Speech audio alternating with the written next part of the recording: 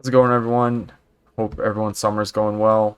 I haven't done a video a bit, but I heard Matt Taibbi talk about Mark Twain recently, specifically his short story, um, "The Man That Corrupted Heidelberg," and I picked it up on Amazon. Little did I know that there was a bunch of other short stories in here. So I've been enjoying reading them. One of them that we're going to read today is My First Lie and How I Got Out of It. So if you don't know Mark Twain, it's an American author, lived in the early 1900s. I'll read a little bit what the book says about him. Born Samuel Langhorne Clemens in 1835, Mark Twain is one of America's most beloved authors. Raised in Hannibal, Missouri, he used the Mississippi River as the setting for many of his stories. He was a riverboat pilot on this river, where he picked up the pen pal name Mark Twain, which was called out to indicate a river depth of 2 fathoms. Twain went out west to Gold Rush country and used the experience as a source of more stories, including his famous The Celebrated Jumping Frog of Calaveras County. His travels abroad led to other books, including Innocents Abroad, A Tramp Abroad, and Following the Equator. His most well-known books are The Adventures of Tom Sawyer and Adventures of Huckleberry Finn, making those two characters part of our American culture. Born during Halley's Comet 1835's visit, he predicted he would not go out with it, and died 1910 during the comet's next visit. He has been called America's greatest humorist and father of American literature. Um, so yeah, I haven't read Mark Twain. I don't even remember if I read those Huckleberry Finn, Tom Sawyer growing up. Um, but yeah, he definitely has his own kind of style that, a little bit of humor and satire. This is a little bit more serious of an essay, I guess. But it's definitely there's definitely those elements in there. So it's short. And I think it has a great message, so we'll get into it. Mark Twain, My First Lie and How I Got Out of It. As I understand it, what you desire is information about my first lie and how I got out of it. I was born in 1835. I am well along, and my memory is not good as it was. If you had asked about my first truth, it would have been easier for me and kinder of you, for I remember that fairly well. I remember it as I remember it as if it were last week. The family think it was a week before, but that is flattery and probably has a selfish project back of it. When a person has become seasoned by experience and has reached the age of 64, which is the age of discretion, he likes a family compliment as well as ever, but he does not lose his head over it as in the old innocent days. I do not remember my first lie, it was too far back, but I remember my second one very well. It was 9 days old at the time. I was 9 days old at the time, and I had noticed that if a pin was sticking in me and I advertised it in the usual fashion, I was lovingly petted and coddled and pitied in a most agreeable way, and got a ration between meals besides. It was human nature to want to get these riches, and I fell. I lied about the pin, advertising one when there wasn't any. You would have done it, George Washington did it, anyone would have done it. During the first half of my life, I never knew a child that was able to rise above the temptation and keep from telling that lie. Up to 1867, all the civilized children that were ever born into the world were liars, including George. Then the safety pin came in and blocked the game. But is that reform worth anything? No, for it is reformed by force and has no virtue in it. For it is reformed by force and has no virtue in it. It merely stops that form of lying. It doesn't impair the disposition to lie by a shade. It is the cradle application of conversion by fire and sword, or of the temperance principle through prohibition. To return to that early lie, they found no pin, and they realized that another liar had been added to the world's supply. For by grace of a rare inspiration, a quite commonplace but seldom noticed fact was borne in upon their understandings, that almost all lies are acts, and speech has no part in them. Then, if they examined a little further, they recognized that all people are liars from the cradle onward, without exception. and that they begin to lie as soon as they wake in the morning, and keep it up without rest or refreshment until they go to sleep at night. If they arrived at that truth, it probably grieved them, did if they have been heedlessly and ignorantly educated by their books and teachers, for why should a person grieve over a thing which by the eternal law of his make he cannot help? He didn't invent the law, it is merely his business to obey it and keep still. Join the universal conspiracy and keep so still that he shall deceive his fellow conspirators into imagining that he doesn't know that the law exists. It is what we all do. We know that well. I am speaking of the lie of silent assertion. We can tell it without saying a word, and we all do it, we that know. It is the magnitude of its territorial spread. It is in the magnitude of its territorial spread. It is one of the most majestic lies that the civilizations make it their sacred and anxious care to guard and watch and propagate. For instance, it would not be possible for a humane and intelligent person to invent a rational excuse for slavery, yet you will remember that in the early days of the emancipation, agitation in the North, the agitators got, Yet you will remember that in the early days of the emancipation, agitation in the North, the agitators got but small help or consonance from anyone. Argue and plead and pray as they might, they could not break the universal stillness that reigned. From pulpit and press all the way down to the bottom of society, the clammy stillness created and maintained by the lie of silent assertion. The silent assertion that there wasn't anything going on in which humane and intelligent people were interested. From the beginning of the Dreyfus case to the end of it in France, except a couple of dozen moral paladins, lay under the smoother of the silent assertion lie that no wrong was being done to a persecuted and undefending man. The like smother was over England lately, a good half of the population silently letting on that they were not aware of that Mr. Chamberlain was trying to manufacture a war in South Africa, and was willing to pay fancy prices for the materials. Now there were instances of three prominent ostensible civilizations working the silent assertion lie. Could one find other instances in the three countries? I think so. Not so very many perhaps, but say 1 billion, just so as to keep within bounds. Are those countries working that kind of lie day in and day out in thousands and thousands of varieties without ever resting? Yes, we know that to be true. Come on here. The universal conspiracy of the silent assertion lie is hard at work always and everywhere, and always in the interest of a stupidity or a sham, never in the interest of a thing fine or respectable. It is the most timid and shabby of all lies. It seems to have the look of it. For ages and ages it has mutely labored in the interest of despotisms and aristocracies, and chattel slaveries, and militant slaveries, and religious slaveries, and has kept them alive, keeps them alive yet, here and there and yonder, all about the globe, and will go on keeping them alive until the silent assertion lie retires from business, the silent assertion that nothing is going on which fair and intelligent men are aware of, and are engaged by their duty to try to stop.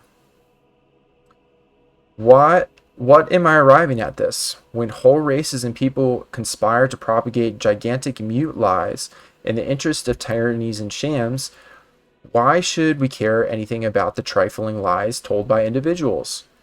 Why should we try to make it appear that that abstention from lying is a virtue?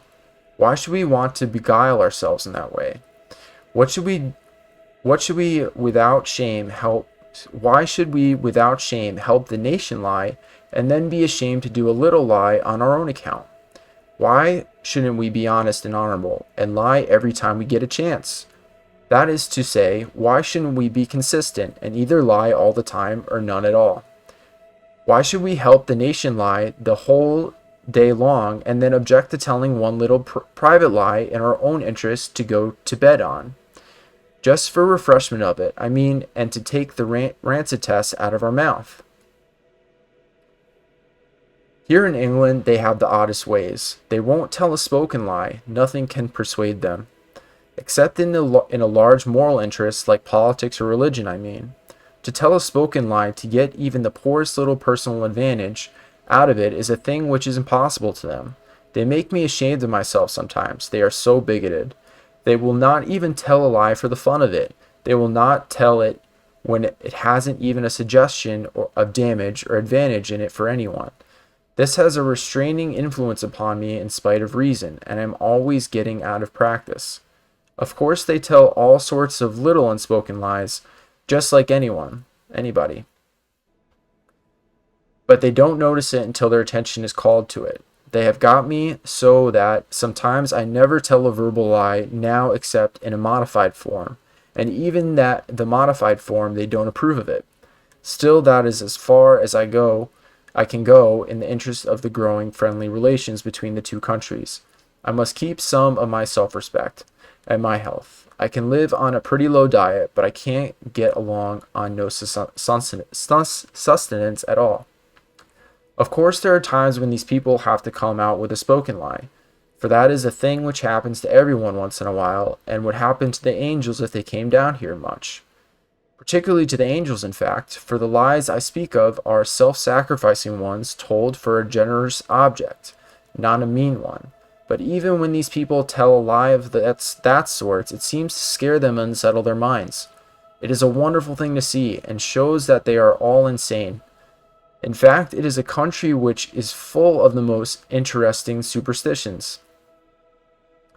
I have an English friend of 25 years standing, and yesterday when we were coming downtown on top of the bus, I happened to tell him a lie. A modified one, of course, a half-breed, a mulatto. I can't seem to tell any other kind now. The market is so flat. I was explaining to him how I got out of an embarrassment in Australia last year. I do not know what might have become of me if I hadn't happened to remember to tell the police that I belonged to the same family as the Prince of Wales. That made everything pleasant, and they let me go, and apologized too, and were ever so kind and obliging and polite, and couldn't do too much for me, and explained how the mistake came to be made, and promised to hang the officer that did it. And I hoped I would let bygones be bygones and not say anything about it, and I said they could depend on me. My friend said austerely, "You call it a modified lie. Where is the modification?" I explained that it lay in the form of my statement to the police. I didn't say I belonged to the royal family. I only said I belonged to the same family as the prince, meaning the human family, of course. And if those people had any penetration... Oh.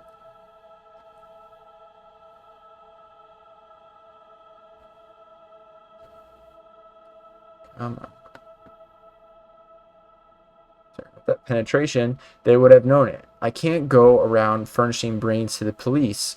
It is not to be expected. How do you feel after that performance? Well, of course, I was distressed to find that the police had misunderstood me. But as long as I had not told any lie, I knew there was no occasion to sit up at nights and worry about it. My friend struggled with the case for several minutes, turning it over and examining it in his mind. Then he said that so far as he could see, the modification was itself a lie, it being a misleading reservation of an explanatory fact, and so I had told two lies instead of one. I wouldn't have done it, said he. I have never told a lie, and I should be very sorry to do such a thing. Just then he lifted his hat and smiled a basketful of surprised and delightful smiles down at a gentleman who was passing in a hansom. Who was that, G? I don't know. Then why did you do that? Because I saw he thought he knew me, and I was expecting it of me. If I hadn't done it, he would have been hurt. I didn't want to embarrass him before the whole street. Well, your heart was right, G, and your act was right. What you did was kindly and courteous and beautiful. I would have done it myself, but it was a lie. A lie? I didn't say a word. How do you make it out? I know you didn't speak. Still, you said to him very plainly, enthusiastically, in dumb show, "Hello, you in town? Awful glad to see you, old fellow. When did you get back?" Concealed in your actions was what you have called a misleading reservation of an explanatory fact. The fact that you have never seen him before. You expressed joy in encountering him, a lie, and you made the reservation another lie. It was a pair over again. But don't be troubled, we all do it. 2 hours later at dinner, when quite other matters were being discussed, he told me how he happened along once just in the nick of time to do a great service for a family who were old friends of his. The head of it had suddenly died in circumstances and surroundings of a ruinous, disgraceful character. If known, the facts would break the hearts of the innocent family and put upon them a load of unendurable shame. There was no help in a giant lie, and he girded up his loins and told it. The family never found out, G? Never. In all these years they have never suspected. They were proud of him and always had reason to be. They are proud of him yet, and to them his memory is sacred and stainless and beautiful. They had a narrow escape, G. Indeed, they had. For the very next man that came along might have been one of these heartless and shameless truth-mongers. You have told the truth a million times in your life, G, but that one golden lie atones for it all. Persevere. Some may think me not strict enough in my morals, but the position is hardly tenable. There are many kinds of lying which I do not approve. I do not like an injurious lie, except when it injures somebody else, and I do not like the lie of bravado, nor the lie of virtuous ecstasy. The latter was affected by Bryant, the former by Carlyle. Mr. Bryant said, "Truth crushed to earth will rise again. I have taken medals at 13 world fairs and may claim to be not without my capacity, but I have never told as big a one as that Mr. Bryan was playing to the gallery. We all do it." Carlyle said in substance this, I do not remember the exact words: "This gospel is eternal, that a lie shall not live." I have a reverent affection for Carlyle's books, and have read his Revolution 8 times, and so I prefer to think he was not entirely at himself when he told that one. To me it is plain that he said it in a moment of excitement when chasing Americans out of his backyard with brickbats. They used to go there and worship. At bottom he was probably fond of them, but he was always able to conceal it. He kept bricks for them, but he was not a good shot, and it is matter of history that when he fired, they dodged and carried off the brick. For as a nation, we like relics, and so long as we get them, we do not much care what the reliquary thinks about it. I am quite sure that when he told the large one about a lie not being able to live, he had just missed an American and was overexcited. He told it about above 30 years ago, but it is alive yet, alive, and very healthy and hearty, and likely to outlive any fact in history. Carlyle was truthful when calm, but gave him Americans enough and bricks enough, and he could have taken medals himself. As regards that time that George Washington told the truth, a word must be said, of course. It is the principal jewel in the crown of America, and it is but natural that we should work it for all it's worth, as Milton says in his Lay of the Last Minstrel. It was a timely and judicious truth, and I should have told it myself in the circumstances. But I should have stopped there. It was a stately truth, a lofty truth, a tower, and I think it was a mistake to go on and distract attention from its sublimity by building another tower alongside of it 14 times as high. I refer to his remark that he could not lie. I should have fed that to the Marines, or left it to Carlyle. It is just in his style. It would have taken a medal at any European fair and would have gotten an honorable mention even at Chicago if it had been saved up. But let it pass. The father of his country was excited. I have been in those circumstances, and I recollect. When the truth he told, I have no objection to offer, as already indicated. I think it was not premeditated, but an inspiration. With his fine military mind, he had probably arranged to let his brother Edward in from the cherry tree result. With his fine military mind, he had probably arranged to let his brother Edward in for the cherry tree results. But by an inspiration, he saw the opportunity in time and took advantage of it. By telling the truth, he could astonish his father, and his father would tell the neighbors. The neighbors would spread it. It would travel to all the firesides. In the end, it would make him president, and not only that, but first president. He was a far-seeing boy and would likely to think of these things.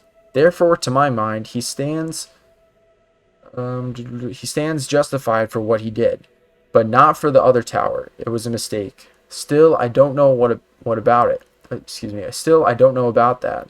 Upon reflection, I think perhaps it wasn't. For indeed, it is that tower that makes the other one live. If he hadn't said, "I cannot tell a lie," there would have been no convulsion.